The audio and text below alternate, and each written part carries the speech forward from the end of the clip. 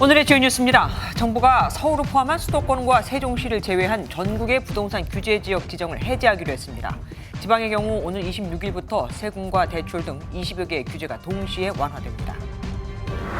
집요한 스토킹 끝에 서울 신당역 여성 영문을 살해한 전주환은 마스크를 벗고 취재진 앞에서 진짜 미친 짓을 했다며 죄송하다고 밝혔습니다. 검찰은 보복 살인 혐의로 송치된 전주환을 보강 수사하기 위해 검사 4명의 전담 수사팀을 꾸렸습니다.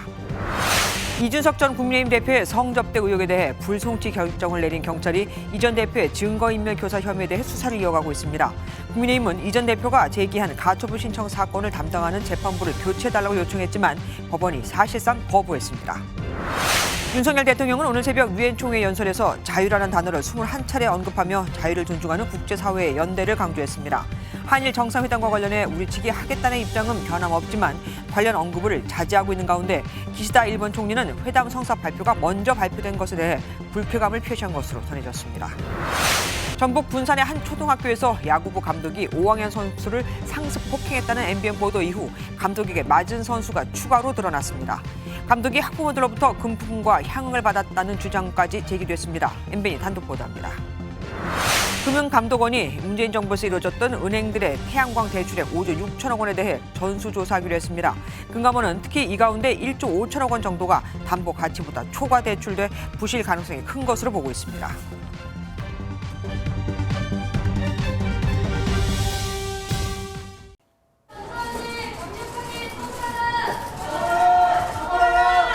제가 진짜 미친 짓을 했습니다.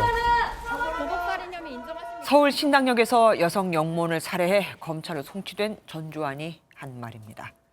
그런데 처음 마스크를 벗고 취재진의 카메라에 잡힌 그의 눈빛은 살벌하다는 느낌마저 줬죠. 죽지 않고 일할 권리. 피해자가 숨진 신당역의 10번 출구에서는 어제부터 촛불 추모제가 진행되고 있습니다. 전주환이 말하는 그런 미친 짓만 없었다면 이런 안타까운 죽음도 또 애도도 할 필요가 없었겠죠. 이 소식은 잠시 뒤 전해드리고 우선 부동산 뉴스로 오늘 뉴스의 문을 열겠습니다. 정부가 지방부터 부동산 규제를 풀기로 했습니다. 역대급 부동산 거래 침체 때문이죠. 서울시를 세종시를 제외한 지방의 규제 지역 지정을 전부 다 해제하기로 한 건데 수도권에서도 파주와 양주 등 외곽 5개 지역도 포함했습니다. 그럼 이들 지역에서는 양도세도 종부세도 내려가고 대출도 좀 더 용이해지겠죠. 안병옥 기자의 리포트 먼저 보시고 뉴스 추적에서 어떤 점이 바뀌는지 정확히 알아보도록 하겠습니다. 대전 서구의 한 아파트. 지난 6월 투기과열 지구에서 해제됐지만 600세대에 달하는 전용 면적 59제곱미터 이상은 거래가 한 건도 없습니다. 금리도 계속 올라가는 추세고 하다 보니까 나도 매수 심리가 좀 얼어붙었다고 보는 거거든요. 그렇게 거래가 없어요, 예전보다. 부동산 시장의 거래 침체가 깊어지자 정부가 과거 급등기 시절 늘렸던 규제 지역을 전면 완화하기로 했습니다. 지난 6월에 이어 부산과 대구, 대전, 광주 등 37개 지자체의 조정 대상 지역 지정을 모두 해제했습니다. 지방 부동산 규제가 전부 풀린 겁니다. 파주와 양주, 안성 등 수도권 외곽 5곳의 조정 대상 지역도 해제됐고 세종과 인천도 조정 대상 지역만 남기고 모두 풀었습니다. 이번 규제 완화는 26일 0시부터 효력이 발생됩니다. 지방은 규제 지역을 전면 해제하고 수도권은 경기 외곽 지역 5곳과 인천에 대해서 규제 지역을 해제하기로 결정하였습니다. 비규제 지역이 되면 먼저 대출 규제가 완화돼 집값의 최대 80%까지 대출받을 수 있습니다. 또 다주택자 양도세, 종부세 중과도 사라지고 분양권 전매가 자유로워지는 등 20여 개 규제가 동시에 완화됩니다. 서울 등 수도권 주요 지역은 시장 불안 가능성이 있어 상황을 봐가며 해제에 나설 방침입니다. MBN 뉴스 안병옥입니다.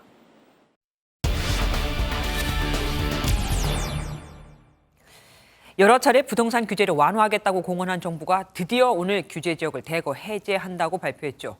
정확히 어떤 점이 바뀌는지 또 그럼 이 지역에서 전매 같은 건 가능한 건지 등 경제부 배준우 기자와 자세히 알아보겠습니다. 어서 오십시오. 네. 아무래도 가장 눈에 띄는 건 지방 광역시도의 규제를 전면 해제한 겁니다. 네. 그렇습니다. 정부는 이 가파르게 뛰는 금리로 지방은 물론 전국 부동산 시장의 위축이 심각해서 선제 조치가 불가피했다는 입장입니다. 지난달 전국 아파트 가격은 0.51% 하락하며 글로벌 금융위기 시절인 2009년 이후 13년 만에 가장 큰 낙폭을 기록했는데요.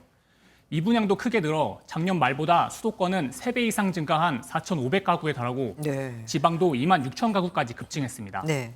다만 한 번에 수도권과 지방 전부를 풀면 다시 시장을 자극할 수 있으니 이 과열 우려가 비교적 적은 지방부터 본격적인 해제에 나선 겁니다. 예, 하지만 서울 등 수도권도 부동산 침체는 마찬가지 아닙니까? 예, 그렇습니다. 실제 현재 지정돼 있는 101곳의 규제 지역 전부가 수치상으로는 해제 요건을 충족했는데요. 네. 앞서 말씀드린 대로 지방은 물론 수도권까지 전부 풀기엔 적어도 이번엔 부담스럽다는 겁니다. 아, 시장 상황이 조금이라도 안정되면 다시 집값이 뛸 수 있다는 거죠. 하지만 저번처럼 전부 안 풀면 시장 회복 의지가 약하다는 비판이 나올 수 있는 만큼 이번엔 경기도 외곽 5곳만 해제한 겁니다. 다만 앞으로 부동산 시장 침체가 더 깊어져 부작용이 속출하면 이 서울 등 주요 지역의 규제도 하나씩 완화될 것으로 예상됩니다. 오늘 발표한 내용을 보면은 조정 대상 지역이란 말도 있고 투기 지역이란 말도 있습니다. 네. 이 차이가 뭡니까? 네, 규제 지역은 이 투기 지역과 투기 과열 지구 그리고 조정 대상 지역 이렇게 크게 3개입니다. 아, 네. 투기 지역은 대출과 양도세 등 가장 강한 규제로 이번에 세종시가 빠지면서 서울, 강남과 용산, 마포 등 15개 자치구만 남았습니다. 투기 과열 지구는 그 다음 강도로 39곳이 대상인데요. LTV라고 하죠. 주택담보대출을 받을 때 주택 가격의 40% 이내로 대출이 제한되고요. 총 부채가 소득의 일정 비율을 넘지 못하게 규제하는 DTI, 즉 총 부채 상환 비율도 40%로 제한됩니다. 네. 마지막으로 조정 대상 지역이 가장 기본적이고 광범위한 규제인데요. 지방이 대거 해제되면서 101곳에서 60곳으로 줄어들었습니다. 그럼 오늘 규제가 해제된다고 발표된 이 지역에서는 대출도 더 많이 받을 수 있고 전매도 가능해지는 겁니까? 네, 그렇습니다. 조정 지역이 풀린 이 지방 대부분 지역은 LTV가 70%로 늘고요. 취득세는 8%에서 3% 이내로 줄어듭니다. 또 다주택자 양도세 중과도 없어지고요. 전매 제한도 풀립니다.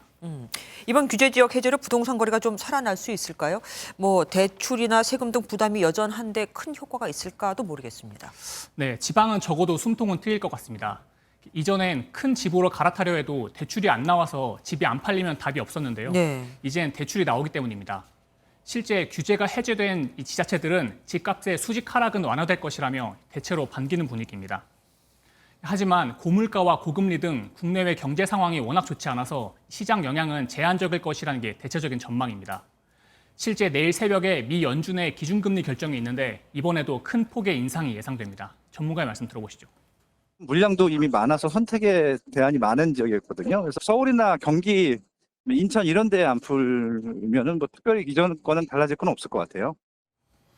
이번 조치에도 부동산 침체가 계속 역대급을 기록하면 정부가 수도권 해제 등 조기에 추가 조치에 나설 가능성도 있습니다. 예, 이번 조치로 거래 절벽이 얼마나 해결될 수 있을까 지켜봐야겠습니다. 지금까지 배준우 기자와 함께했습니다. 고맙습니다. 서울 신당역에서 스토킹하던 여성 영문을 살해한 전주환이 검찰로 넘겨졌습니다. 취재진 앞에서 마스크를 처음 벗은 전주환은 진짜 미친 짓을 했다며 죄송하다고 밝혔지만 경찰은 철저하게 계획된 범죄라고 보고 있죠. 김종민 기자가 보도합니다. 특가법상 보복살인 혐의를 받는 전주환이 처음 마스크를 벗고 취재진 앞에 섰습니다. 자신의 혐의를 인정하며 죄송하다고 말했습니다. 제가 진짜 미친 짓을 했습니다. 피해자에게 마지막으로 하고 싶으신 말씀 없으세요? 진짜 정말로 죄송합니다. 전주환은 스토킹 혐의 등으로 재판을 받던 중 1심 선고를 하루 앞둔 지난 14일 밤 서울 신당역 여자 화장실을 순찰하던 피해자를 흉기로 살해했습니다. 전주환은 재판에서 징역 9년을 구형받자 피해자를 원망해 범행했다고 경찰에 진술했습니다. 모두 4차례에 걸쳐 내부 전산망에 접속해 피해자의 주소를 확인했고 피해자를 만나려고 5번이나 주소지 근처를 찾았습니다. 경찰은 피해자의 근무지와 근무 시간을 조회하고 찾아와 범행한 점, 흉기와 장갑, 일회용 위생모를 미리 챙겨온 점 등으로 미뤄 계획 범죄 정황이 있다고 판단했습니다. 범행 후에 재판 출석하려고 하셨던 건 아닌가요? 그건 맞습니다. 범행을 도주하려고 하신 건 아닌가요? 그건 아닙니다. 사건을 넘겨받은 검찰은 부장검사를 포함해 총 4명의 검사가 투입된 전담수사팀을 꾸려 보강 수사를 이어나갈 방침입니다. MBN 뉴스 김종민입니다. 경찰이 이준석 전 국민의힘 대표의 성상납 의혹에 대해 불송치 결정을 내리면서 증거인멸 교사 등을 계속 수사하겠다는 입장을 밝혔죠. 수사가 끝난 게 아니라는 건데 만약 증거인멸 교사가 있었다고 판단이 되면 성상납도 있었다는 말이 됩니다. 단지 시효가 지나 처벌을 못한다는 것뿐이죠. 앞으로 남은 수사 이규현 기자가 정리해봤습니다. 김성진 아이카이스트 대표에게 성상납 등 접대를 받았다는 의혹으로 지난 17일 경찰 조사를 받은 이준석 전 국민의힘 대표. 소환한 지 사흘 만에 이 전 대표의 성상납 의혹에 대해 경찰이 불송치 결정을 내렸습니다. 지난 2013년부터 2015년 1월까지 선물 접대를 받았다는 의혹은 알선수재 등 관련 법으로 따져봤을 때 이미 공소시효가 지났다는 겁니다. 그 이후 명절 때 선물을 받았다는 의혹은 대가관계나 범죄 증거가 부족하다고 봤습니다. 경찰은 실제 성상납이 있었는지에 대해선 판단하지 않고 이 전 대표에 대한 수사를 계속한다는 입장을 밝혔습니다. 이 전 대표가 자신의 측근인 김철근 전 대표 정무실장을 통해 성상납 의혹 제보자 장모 씨에게 7억 투자각서를 써주고 입막음을 시도했다는 의혹이 남아있기 때문입니다. 어떤 형사 처벌, 그래서 모면하기 위한 어떤 증거로서 활용될 수 있는 여지가 있었는지, 어떤 사건을 덮기 위한 그런 용도로 활용되는지 여부가 아마 밝히는 데가 중점이 될 것 같습니다. 증거인멸 교사 혐의가 맞다고 판단된다면 결과적으로 성상납 의혹에 무게를 두게 되고 그 반대라면 의혹이 풀릴 가능성이 높습니다. 경찰은 이 밖에 김성진 대표 측 변호인이 이 전 대표를 무고죄로 고발한 건에 대해서도 수사 중입니다. MBN 뉴스 이규현입니다. 국민의힘은 이준석 전 대표가 법원에 제기한 주호영 비대위원장 직무정지 가처분이 받아들여지면서 비대위가 한번 좌초하고 다시 정진석 비대위를 꾸렸죠. 이런 국민의힘이 정진석 직무정지 가처분 사건을 담당할 재판부를 교체해달라고 요청했지만 법원이 거부했습니다. 이 전 대표 측은 재판부를 겁박하는 거냐, 본인들에게 유리하니까 바꿔달라는 게 말이 되느냐며 반발했습니다. 노태영 기자입니다. 국민의힘이 법원에 이준석 전 대표가 제기한 정진석 비대위원장 직무정지 가처분 신청을 심리하는 재판부를 바꿔달라고 요청했습니다. 앞서 주호영 비대위원장에 대한 가처분 심리 때 법원이 절차의 위법 여부에서 더 나아가 정치 영역까지 판단했다며 공정성에 대한 신뢰를 담보하기 어렵다고 밝혔습니다. 또 재판부 재배당 요청 사유로 황정수 재판장이 전주의 비상대책위원과 서울대법대 동기동창이라는 점도 들었습니다. 지금까지 여러 가지 한 결정이나 이런 들에 대해서 공정하지 못하다는 생각이 들기 때문에 한 거 아니겠습니까?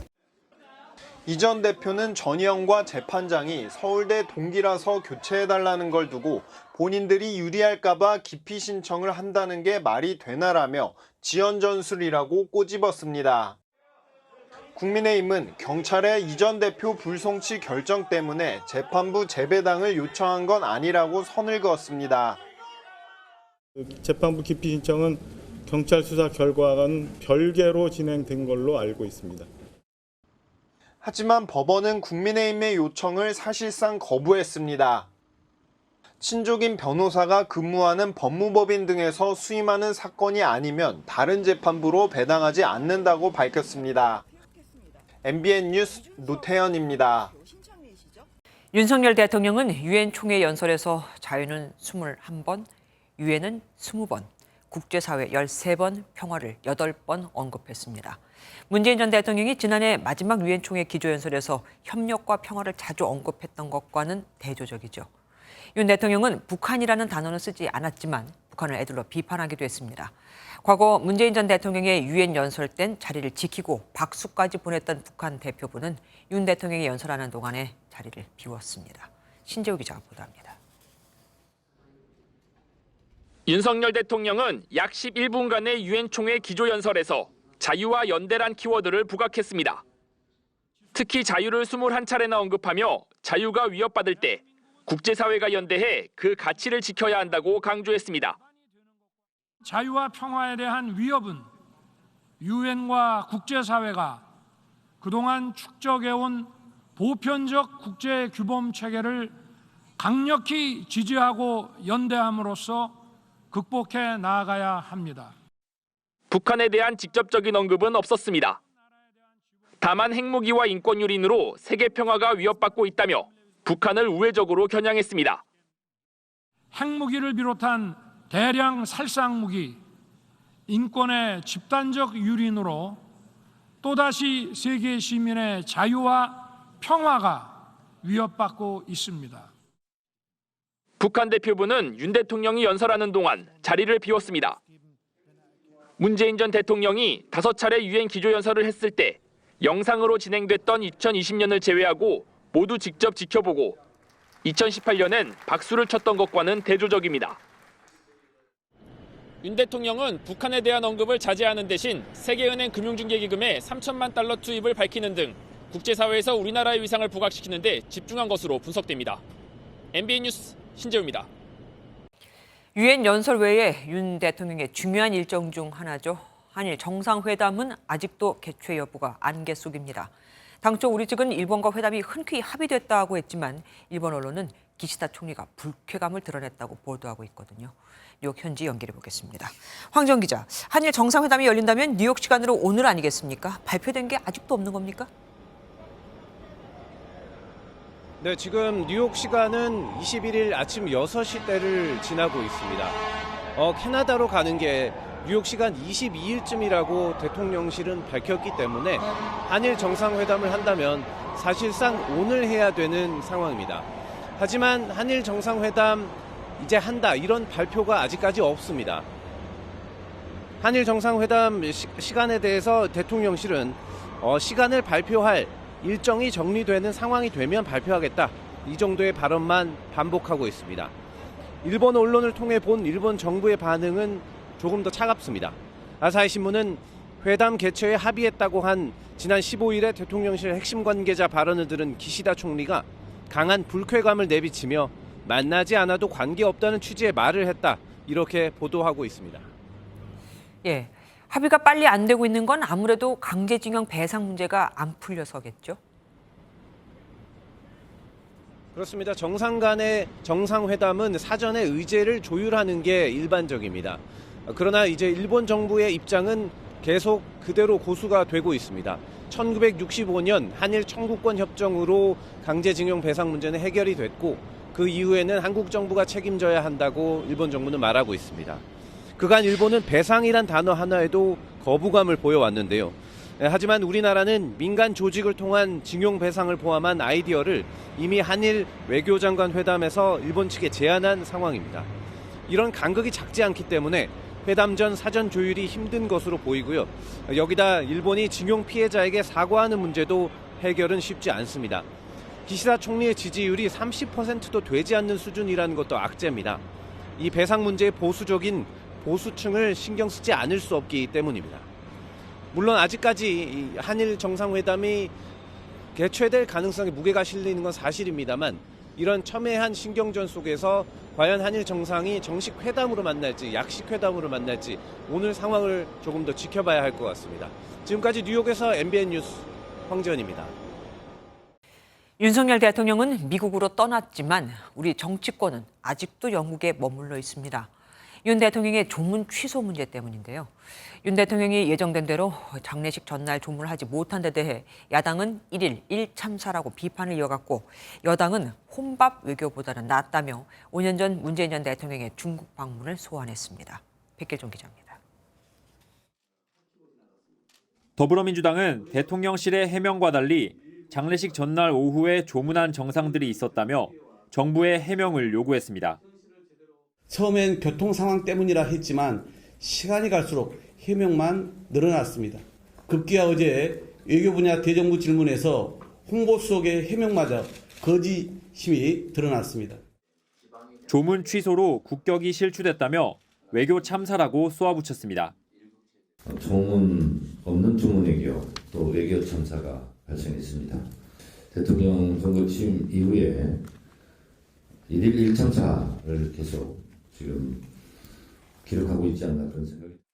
국민의힘은 국가대표가 시합에 나가면 격려해야 한다며 민주당의 자제를 촉구했습니다. 참사라는 말 함부로 쓰는 게 아주 나쁜 프레임 같아. 본질은 조문하러 가셨고 장례식 참석하셨지 않습니까? 영국도 문제 없다는 입장을 보였다며 지난 2017년 중국을 국빈 방문한 문재인 전 대통령의 혼밥 논란으로 받아치기도 했습니다. 장례식 참석이 조문이다. 영국 대사께서 이렇게 확인을 하셨고 혼밥 외교보다는 훨씬 지금 잘하고 계신 것 같고. 영국 왕실과 협의를 거쳤다는 정부 여당과 그래도 조문했어야 한다는 야당이 평행선을 이어가며 윤 대통령의 조문 외교는 논란만 남기는 모양새입니다. MBN 뉴스 백길종입니다. 얼마 전 국무조정실이 태양광 사업과 관련한 위법, 부당 사례를 적발해냈죠. 이번엔 금융감독원이 5조 6천억 원 규모의 태양광 대출에 대한 전수조사에 들어갔습니다. 대출 대부분이 문재인 정부에서 이루어졌는데 특히 1조 5천억 원 정도는 담보 가치보다 많은 초과 대출이 이루어졌습니다. 그럼 담보의 의미가 없어지죠. 윤지원 기자가 보도합니다. 문재인 정부 시절 취급된 태양광 대출은 총 5조 3,931억 원. 지난 2017년 이후 발생한 태양광 관련 대출의 96%에 달하는 규모입니다. 은행별 대출 규모로는 KB국민은행이 가장 많고 전북은행, 신한은행 등이 뒤를 따랐습니다. 문제는 이 가운데 1조 5천억 원가량이 담보 초과 대출이라는 점입니다. 다시 말해 담보물의 가치보다 대출해준 금액이 더 크다는 건데 사업자가 빚을 갚지 못할 경우 담보물을 처분해도 대출액을 만회할 수 없기 때문에 은행들의 부실 대출로 이어질 우려가 큽니다. 이에 따라 금융당국이 국무조정실과 별개로 금융권에 무리한 대출 여부가 있었는지 전수조사에 들어갔습니다. 금융감독원하고 한번 좀 얘기를 좀 해보겠습니다. 어쨌든 이게 부실화가 되면은 여러 가지 경제 상황과 맞물려 가지고 금융 입장에서도 조금 신경을 좀 써야 될 이슈는 맞는 것 같습니다. 전수조사 대상 가운데 전북은행은 담보 초과 대출이 4,779억 원으로 가장 많았고 담보물 역시 전북이 아닌 강원도에 소재한 것도 있는 것으로 알려졌습니다. 이복현 금융감독원장은 금융권에서 태양광과 관련된 여신이나 자금 운용이 생각한 것보다 다양한 형태라고 해 어떤 형태로 자금이 나가 있는지와 그 구조가 어떤지 보려 한다고 밝혔습니다. 금융감독원은 금융권의 태양광 사업 대출 과정에서 외부 압력이나 청탁이 있었는지 또 그 대가로 금융기관에 특혜가 주어졌는지 등을 집중적으로 들여다볼 방침입니다. MBN 뉴스 윤지원입니다. 국회 대정부 질문, 오늘은 경제 분야였죠. 여당은 지난 문재인 정부 태양광 사업 비리 의혹을 집중 제기했고 야당은 영빈관 예산 편성 절차에 문제를 제기했습니다. 이 모습만 보면 양쪽 다 서로 잘못한 게 참 많죠. 박정 기자가 보도합니다. 국민의힘은 국무조정실에 태양광 비리 조사 결과를 거론하며 문재인 정부를 겨냥했습니다.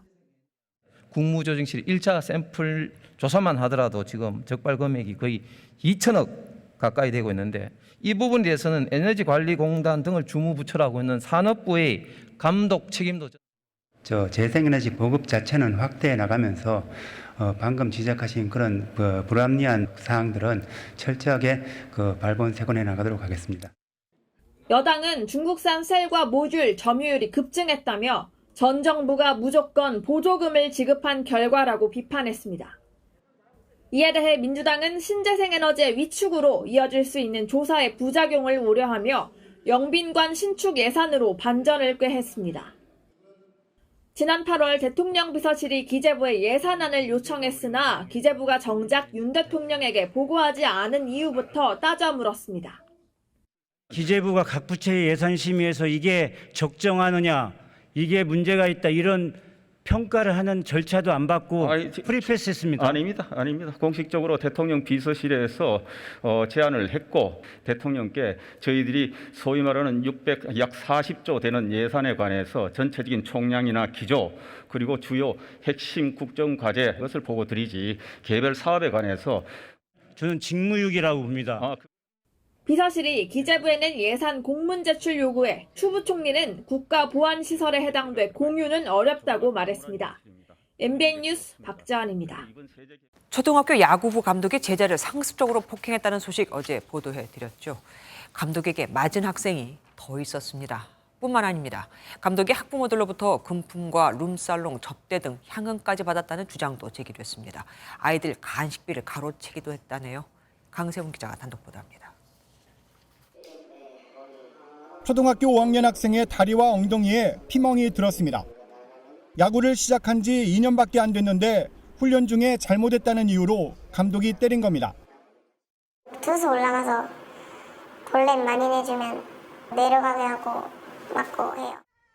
그런데 이게 다가 아니었습니다. 학교 측이 조사했더니 감독에게 맞은 학생이 추가로 드러났습니다. 좀 일부 확인된 것 같습니다. 추가 폭행이 있었다는 거죠? 예, 그랬던 것 같습니다. 감독이 학부모들로부터 촌지나 금품을 여러 차례 받았다는 의혹도 제기됐습니다. 아이들에게 쓰일 돈이 감독 호주머니로 들어갔다고 했습니다. 부모님들끼리 돈을 받았는데 이게 아이들 간식비로 사용이 되는 줄 알고 있었는데 감독님 휴가비나 감독님 방한용품 구입 비용 등으로 이렇게 사용이 되고 있더라고요. 유흥업소 접대 등 향응까지 받았다는 주장도 제기됐습니다. 시합이 끝나면 회식을 하는데요. 룸사롱으로 이동해서 술자리하고. 비용 부담은 누가 하나요? 학부모들이 n분의 1로 합니다. 감독은 전화를 받지 않아 해명을 들을 수 없었습니다. 경찰은 해당 감독을 아동학대 혐의로 입건해 조사할 예정입니다. MBN 뉴스 강세훈입니다. 박정희 정권 당시 북한에 침투시키려고 만들었다는 특수부대 실미도 부대 이야기. 영화로도 유명하죠. 실제 당시 실미도를 탈출해 서울을 향하다 살아남은 부대원 4명은 사형을 당했는데 진실화해위원회가 이들이 가족에게도 알려지지 않은 채 안매장을 당했다며 중대한 인권 침해라고 지적했습니다. 김세희 기자가 보도합니다. 지난 1968년 북한 침투를 목표로 만들어진 실미도 부대. 20여 명이 3년 넘게 군사훈련을 받다가 작전이 취소되자 부대원들은 1971년 실미도를 탈출해 서울로 향했고 그 과정에서 대부분 숨졌습니다. 당시 살아남은 4명에게 공군 군법회의는 사형을 선고했습니다. 모두에게 잊혀졌던 사형 이후의 얘기가 50년 만에 드러났습니다. 진실화해위원회는 4명의 사형 집행 사실은 가족에게 통지되지 않았고 사형을 집행한 공군은 시신을 가족에게 인도하지 않은 채 안매장했다고 밝혔습니다. 4명은 수사 과정에서 가족이 있다고 밝혔지만 군은 묵살했습니다. 진실화해위원회는 이들은 서울시립승하원 벽제리 묘지에 묻혔을 것으로 추정하면서 중대한 인권 침해라고 지적했습니다.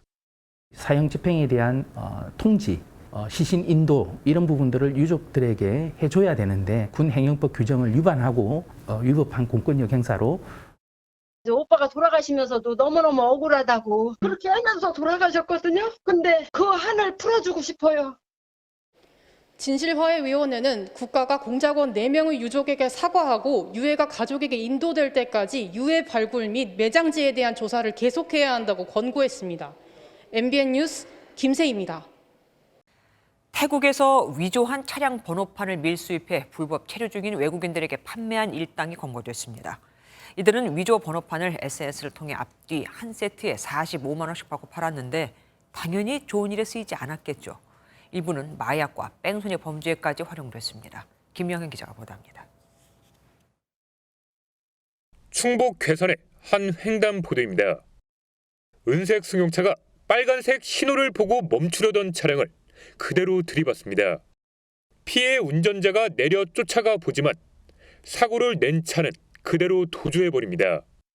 수사에 나선 경찰이 뺑소니 차량의 번호를 조회해봤더니 실존하지 않는 번호로 번호판 자체가 위조된 거였습니다.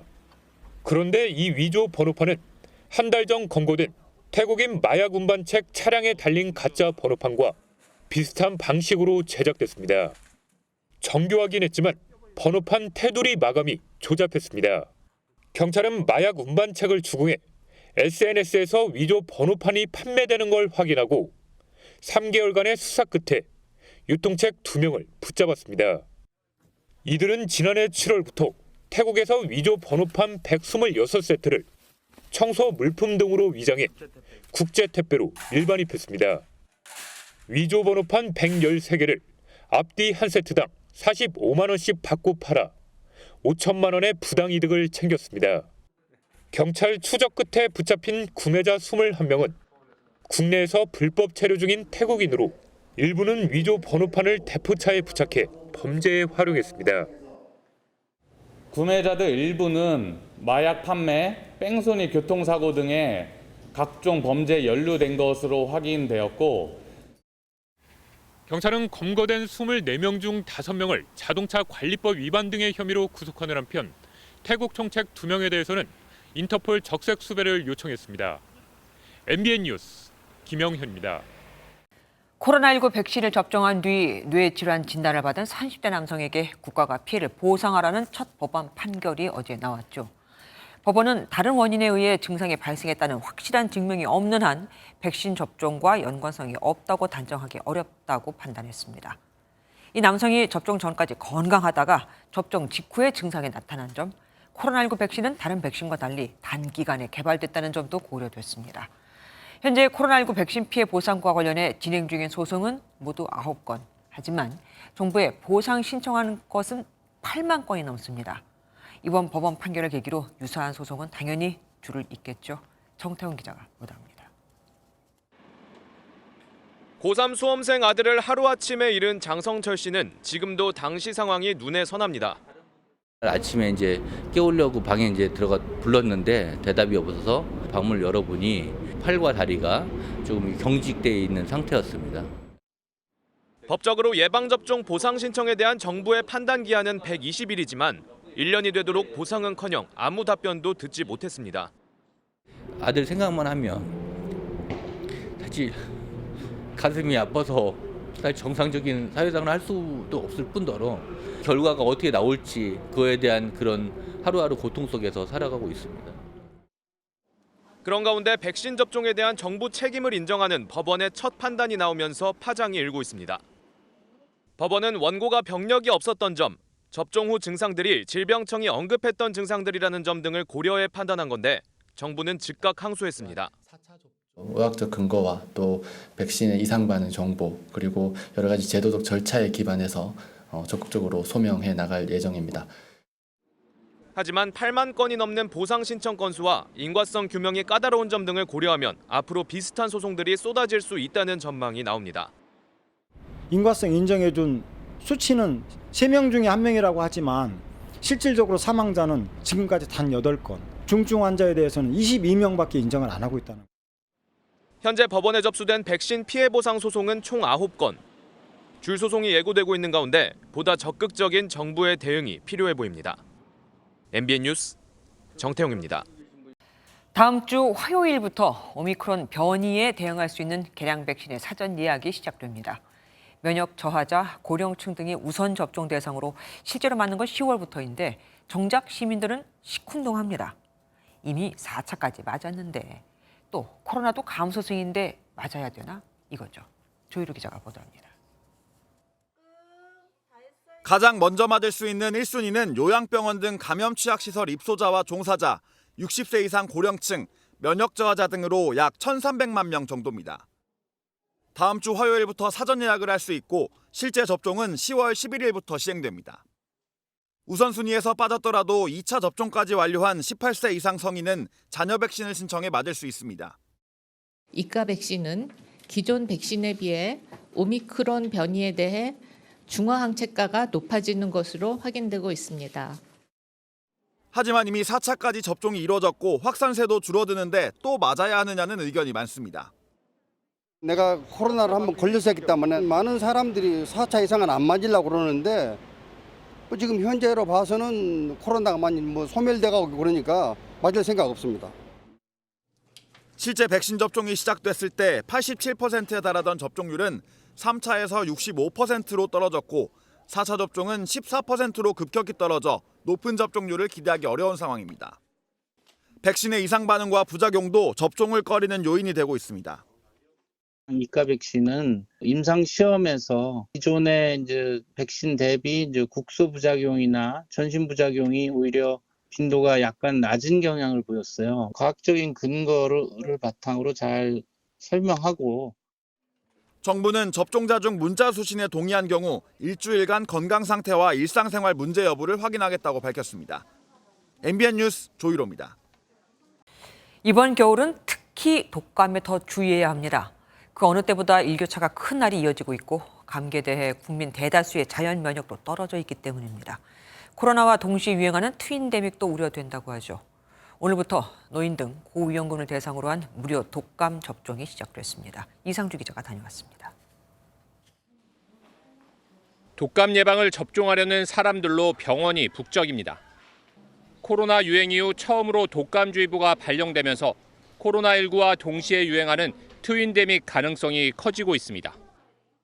독감 주사하고 코로나 예방 주사하고 한꺼번에 맞아도 된다고 그러지만은 그게 좀 무리한 것 같아서 한꺼번에 맞는 것보다 하나하나 순서대로 해야 되겠구나 하는 생각이 들어서 독감 예방 주사 맞으려고 지금 이달에 왔어요.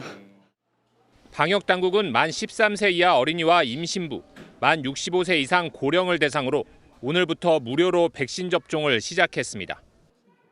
독감 의심 증상으로 보이는 환자는 올해 상반기까지 안정적인 수준이었지만 최근 10주간 2.4%로 유행 조짐이 나타나고 있습니다.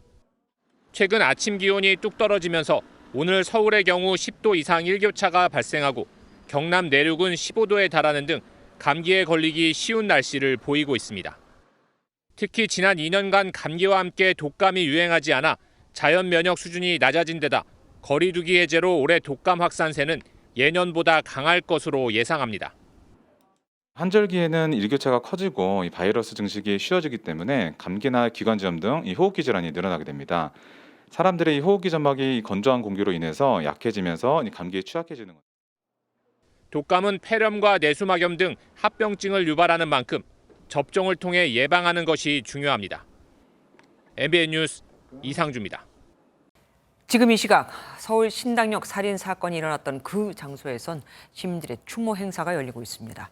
다시는 이런 일이 발생하지 않길 바라는 마음으로 모인 시민들은 촛불을 들고 고인을 기리고 있습니다. 추모 현장에 취재기자 나가 있습니다. 이철 기자, 쌀쌀할 텐데도 사람이 꽤 많네요. 네, 저는 지금 지하철 신당역 10번 출구 앞에 나와 있습니다. 지금 제 뒤로 보시는 것처럼 많은 시민들이 촛불을 들고 추모제에 참석하고 있는데요.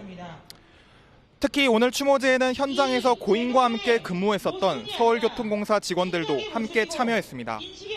출구 옆에는 고인을 기리는 국화꽃들이 쌓여 있고 수백 개의 메모지들도 붙었는데요. 하늘에서는 고인이 편히 쉬기를 바란다는 내용과 함께 지키지 못해 미안하다는 글귀들이 적혀 있습니다. 또 스토킹 범죄를 예방하기 위한 제도적 개선을 촉구할 것과 처벌을 강화해달라는 목소리도 많이 볼 수 있었습니다. 사건이 발생했던 지하철 신당역 여성 화장실 앞에도 많은 시민이 찾아 고인의 명복을 빌었는데요. 추모 공간을 찾은 시민의 목소리 한번 들어보시죠. 너무 안타깝잖아요. 청춘인데 좋은 곳에 가서 이제 헐헐 날아다니라고 기도했어요. 너무 가슴 아파요, 진짜.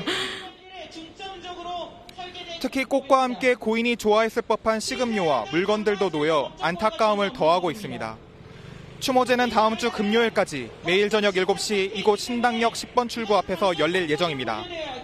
지금까지 신당역 10번 출구 앞에서 MBN 뉴스 이시열입니다. 한편 이 사건의 피의자인 전주환은 검찰에 송치됐죠. 추가로 나온 수사 내용도 있습니다. 사회부 김태린 기자와 얘기 나눠보겠습니다. 김 기자, 앞서 마스크를 벗은 전주환의 눈빛을 보고 살벌하다고 느낀 분들이 꽤 많았습니다. 오늘 아침 송치 현장 다녀왔죠? 분위기 어땠습니까? 이제 오늘 아침 7시 30분쯤에 경찰이 31살 전주환을 검찰에 송치했습니다. 이제 신상이 공개된 만큼 마스크를 벗고 있었습니다. 지금까지 영장 심사, 경찰 조사 전 모습 등 몇 번 언론에 노출됐는데 죄송하다는 말뿐이었죠. 네. 이제 그런데 오늘 혐의를 인정하느냐는 말에는 죄송하다고 대답을 하고 이 외에 할 말이 없는지 물었더니 자신이 미쳤었던 것 같다는 대답을 하기도 했습니다. 하지만 범행 동기, 계획 여부에 대해서는 아무 답변이 없었습니다. 이제 전 씨가 포토라인으로 걸어오기 시작하자 한 단체에서 스토킹 범죄자 강력히 처벌하라는 구호를 외치는 일도 있었습니다. 전 씨가 범행을 저지른 이유가 검찰의 중형 구형이었다고 알려져 있습니다. 정확하게 이유가 또 나왔습니까? 이제 전 씨에게 적용된 죄명이 특정범죄 가중처벌법상 보복살인인데요. 네. 이제 죄명처럼 피해자 고소로 자기가 재판을 받고 거기서 징역 9년이라는 중형을 구형받게 됐다. 이게 다 피해자 때문이다라는 원망 때문에 이 일을 저질렀다고 진술한 것으로 알려졌습니다. 수사 결과도 그렇게 나왔고 결국 오늘 보복살인 혐의로 송치된 겁니다. 그럼 반송문을 왜 쓴 건지 모르겠습니다. 어쨌든 지난달, 그러니까 8월 18일이었나요? 그럼 그때 검찰이 구형했을 당시에 범죄를 결심했다 이겁니까? 이제 그날 오전에 징역 9년을 구형을 받았고요. 이제 오후에 전산망에 접속해서 피해자의 집 주소를 검색했는데요. 범행 동기가 재판 내용이라고 했듯 구형받은 그날 범행을 결심한 것으로 보입니다. 그럼 계획 범죄라는 게 맞는 거잖아요. 추가 정황 같은 것도 나온 게 있습니까? 우선 피해자 근무지랑 근무 시간을 미리 조회해서 찾아가서 범행을 저질렀는데요. 그리고 샤워용 모자나 장갑 등도 미리 집에서 챙겨왔습니다. 경찰은 샤워용 모자는 범행 현장에 머리카락이 빠져 증거가 남는 것을 방지하려고 쓴 것으로 본다고 설명을 했고, 이제 전 씨가 기소되고 나서 내 인생은 끝났다고 생각해 죽을 생각으로 흉기를 구입했다고 진술했다고 전했습니다. 이 전 씨의 휴대전화에는 GPS 조작 애플리케이션도 있었는데요. 그런 것도 있나 봐요. 이 진술에 따르면 자신의 위치가 노출되는 게 싫어서 사용했다고 하는데, 이뿐만이 아니라 추적을 피하기 위한 목적으로도 쓴 것으로 파악됩니다. 그러니까 자신이 뭘 했는지 숨기려고 한 것으로 여태까지 본 것으로는 뭐 정황이 나오고 있습니다. 사이코패스 검사 여부 결정한다고 어제 얘기했는데 안 했다면서요.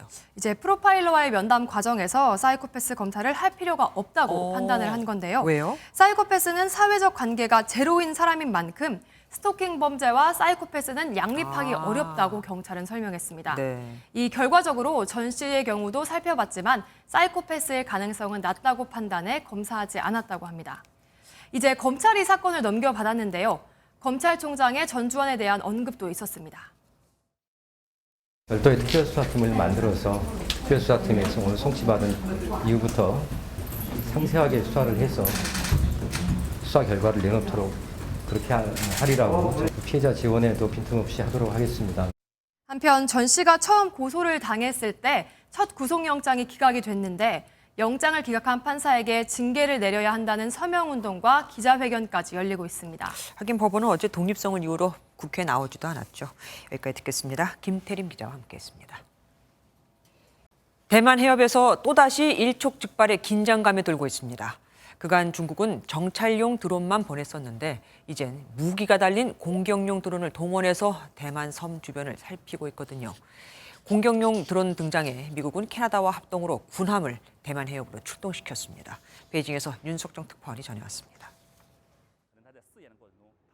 정찰과 공격을 동시에 수행할 수 있는 중국군의 드론이 비행을 시작합니다. 화면 속에 목표물이 발견되자 곧바로 공격해 폭파합니다. 它属于一个察打一体的大型的无人机，能够发挥发现及摧毁的这种作战效益。 중국군이 최근 대만 남서부 방공 식별구역에 띄운 건 이처럼 공격할 수 있는 드론이었습니다. 낸시 펠로시 미국 하원 의장의 대만 방문 후 정찰 드론을 띄워서 대만 주변을 감시해왔던 중국이 이제는 공격용 드론까지 동원해 대만 압박에 나선 겁니다. 바이든 대통령이 중국이 대만을 침공하면 군사적으로 개입하겠다고 했던 미국도 가만히 있지 않았습니다. 미 해군 구축함과 캐나다 호위함이 동시에 대만 해협을 통과했습니다. 지난달 미 해군 순양함 이후 한 달여 만이며 미군과 캐나다 군함의 합동 항해는 11개월 만입니다. 그러자 대만 지역을 담당하는 중국 동부 전산 사령부도 즉각 최고 수준의 경계 태세에 들어갔습니다.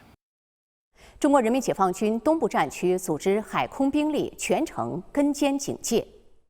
대만 주변에서 연일 계속되는 중국의 군사적 행동에 미국이 맞대응에 나서면서 대만 해협의 긴장감은 또다시 높아지고 있습니다. 베이징에서 MBN 뉴스 윤석정입니다.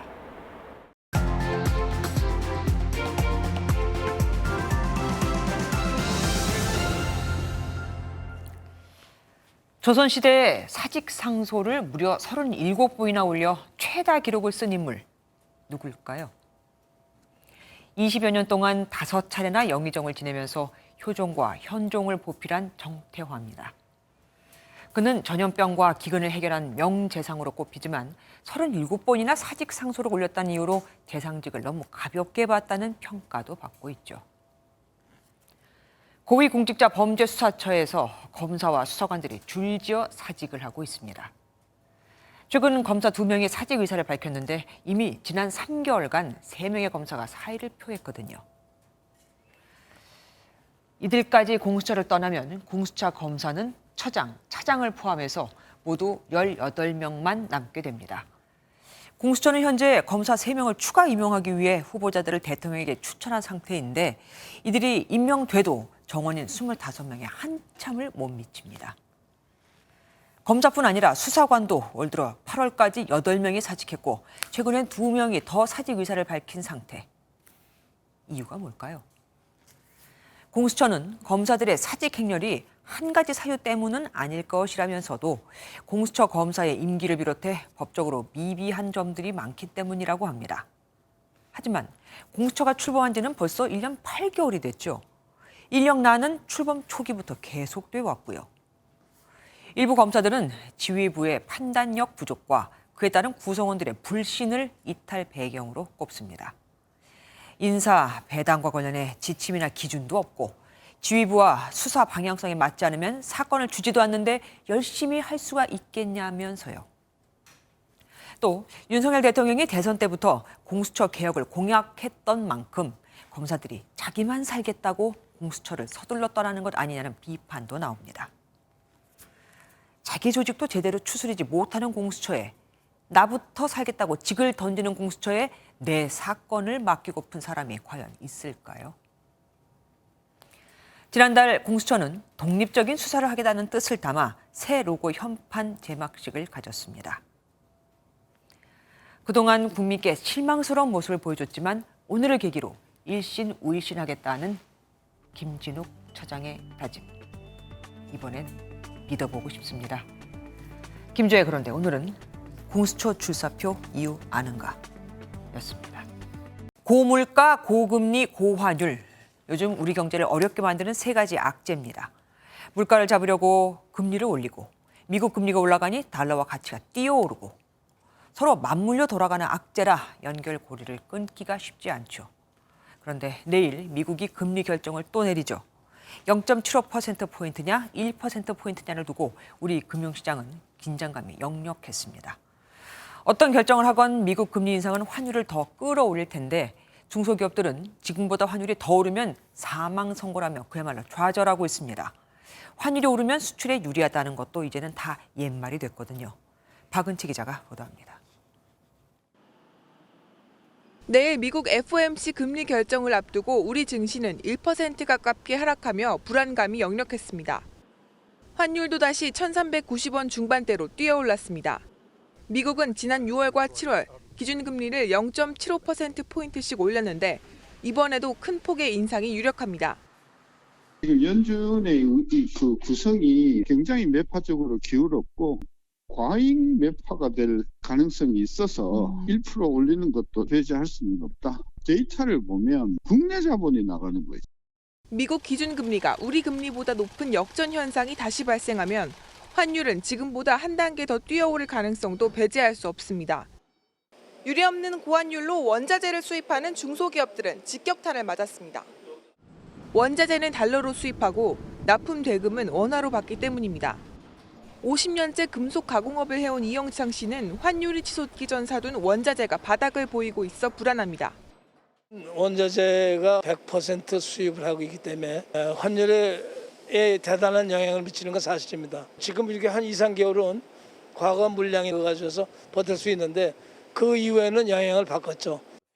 이런 가운데 세계지식포럼에 나온 세계적인 경제 전문가들은 올 연말 환율 1,500원대를 예측했습니다.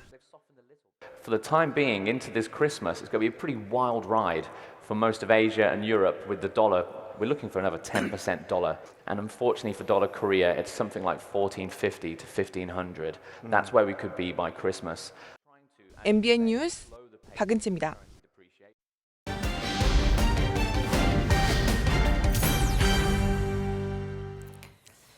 파캉스, 핫풀, 가드닝.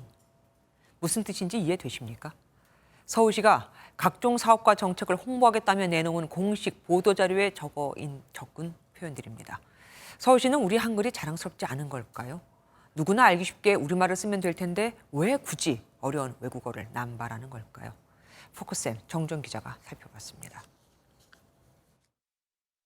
서울시의 각 부서가 정책을 홍보하겠다며 작성한 보도자료를 살펴봤습니다.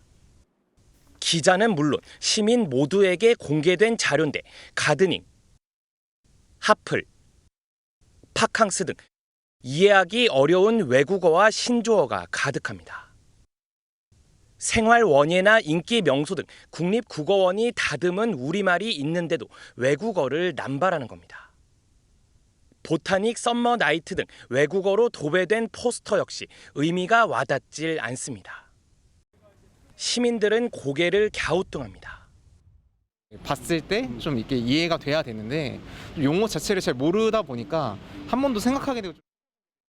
한글 문화연대 분석 결과 서울시 보도자료 10건 중 7건에 불필요한 외국어가 쓰인 걸로 나타났습니다. 공공기관은 공문서를 국민이 알기 쉬운 용어와 문장으로 한글로 작성해야 한다고 국어기본법은 명시합니다. 서울시 조례 역시 무분별한 외래어와 외국어, 신조어 사용을 피하도록 정하고 있습니다.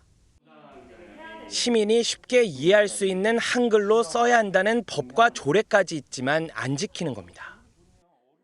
올바른 정보 제공보다는 자기 정책이 튀어 보이게 하겠다. 이런 생각이 우리 공무원들을 좀 지배하고 있는 건 아닐까. 정말 물어보고 싶어요. 당신의 어머니, 아버지도 그 말을 잘 이해하시는지. 서울시는 사업명 자체가 외국어라 불가피한 경우가 있다면서 외국어 사용 빈도를 줄여나가겠다고 해명했습니다. 시민들이 쓰는 말과 글이 근본도 없는 이상한 외국어로 뒤덮이지 않게 공공기관부터 자정운동을 시작할 때입니다. MBN 뉴스 정주영입니다. 푸틴 러시아 대통령이 오늘 우크라이나 전쟁과 관련해 군 동원령을 발표하고 러시아 보호를 위해 모든 수단을 동원하겠다고 연설했습니다. 러시아 국방부는 예비군 30만 명이 동원될 것이라고 밝혔고 우크라이나 측은 이번 동원령은 러시아의 어려움을 보여주는 예견된 수순이라고 말했습니다. 이제는 아침 공기가 제법 쌀쌀합니다. 오늘 강원도 설악산에서는 올해 첫 서리가 관측되기도 했는데요. 서울이 13도, 경북 울진은 11.1도, 대관령은 4도 선에 그쳤습니다. 하지만 낮이 되면 가을볕이 따갑게 내리쬐면서 일교차가 크게 벌어지고 있습니다. 내일 서울이 25도 선으로 오늘과 비슷하게 선선하겠는데요. 모레 아침 다시 17도 선으로 뚝 떨어지면서 당분간 아침과 낮과 밤의 기온차가 크게 벌어지겠습니다. 오늘 전국에는 파란 하늘이 펼쳐졌는데요. 내일도 전국 하늘은 맑겠고 대기질도 깨끗하겠습니다. 다만 맑은 하늘 사이로 열이 빠르게 빠져나가면서 내일 강원 내륙과 산지, 충북과 경북 내륙에는 출근길 안개가 짙겠습니다. 내일 중부지방은 15도 안팎으로 출발하겠고요. 한낮에는 청주가 25도까지 오르겠습니다. 내일 경남 해안과 제주도 해안을 따라서는 너울이 높게 밀려오는 곳이 많겠고 부산은 26도까지 오르겠습니다. 동해안 지역은 강릉이 13도로 출발해서 한낮에는 24도까지 오르겠습니다. 당분간 맑은 날이 많겠습니다. 다가오는 금요일 오전에는 중서부에 비가 한 차례 지날 텐데요. 양은 많지 않겠습니다. 날씨였습니다.